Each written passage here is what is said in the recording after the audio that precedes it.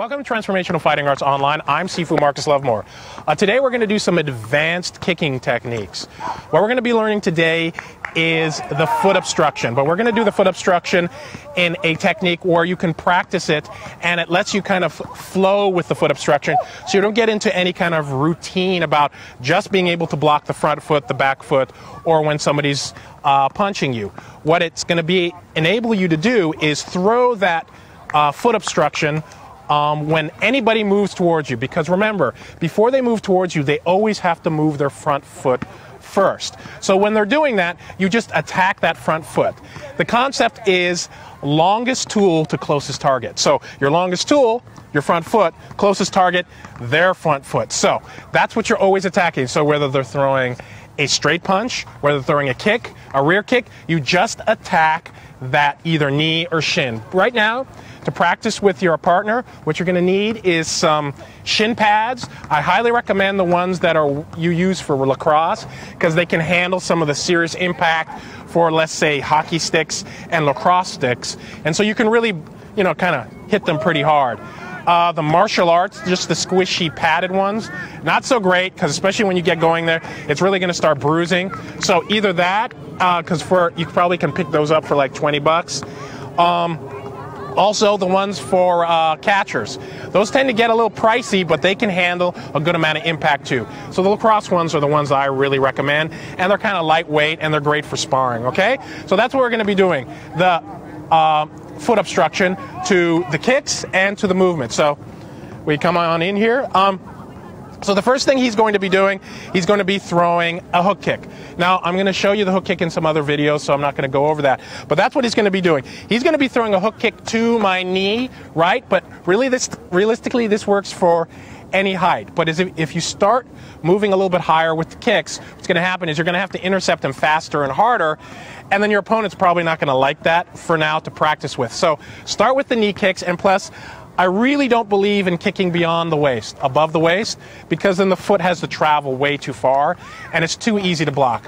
My rule is feet to feet, hands to hands. So you get that feet to feet, hands to hands. So that's the first thing he's going to do. So he's going to be aiming with his front foot, hook kick to my knee, or some people call it the roundhouse kick, whatever you want to call it, right? And all I'm going to be doing is foot obstructing him. So he kicks, boop, and you stop. One more time, and he moves back, boop, right there you go. There you go. Try it again, boop, there it is. See? It's just like that. He goes, boop, and you stop. It's the stop kick. It's very simple.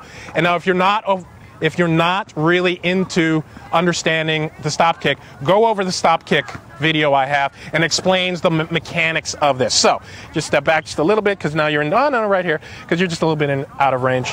There you go. So now what he's going to do, that's for the front leg. Let's assume he's throwing a rear leg kick. Right now he's just going to throw a groin kick, a kick that basically he's going to throw straight up into my groin. And it's the same mechanism. He throws the kick, boom, right? Same thing, right? Boop, right?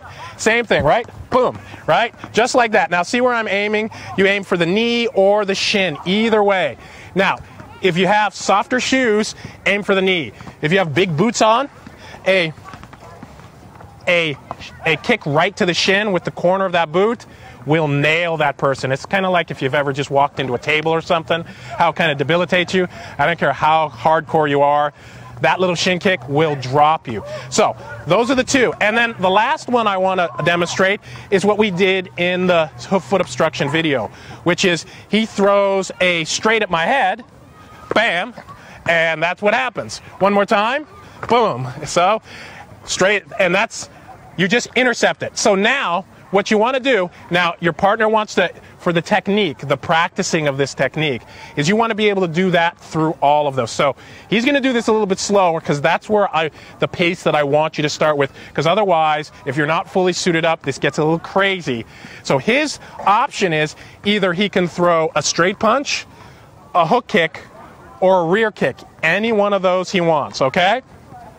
And your job is to stop it. So now, if for some reason he gets through, he wants to go slow in case you don't get this technique, and he misses, and you miss, and he might be kicking you in the groin or kicking you in the knee or slapping you in the head. You don't want that. So make sure your opponent, the person who's kicking you, is going slow enough to control it so he can go, whoa, oh, you missed. Whoa, oh, you missed. Whoa, you missed. So he doesn't have to kick you, but you can get the technique down. So I want you to go at, let's say, a third pace with this motion. When you start to feel like you get it, tell your opponent, your friend, to take up the pace. So we're going to go real slow to begin with so you can understand this process. So he's just going to go, right? Either one. Boop. Right? See, that's all he's doing. Boop. See? And that's, you just want to get used to throwing the kicks. Boop. That, right? Nice and slow, nice and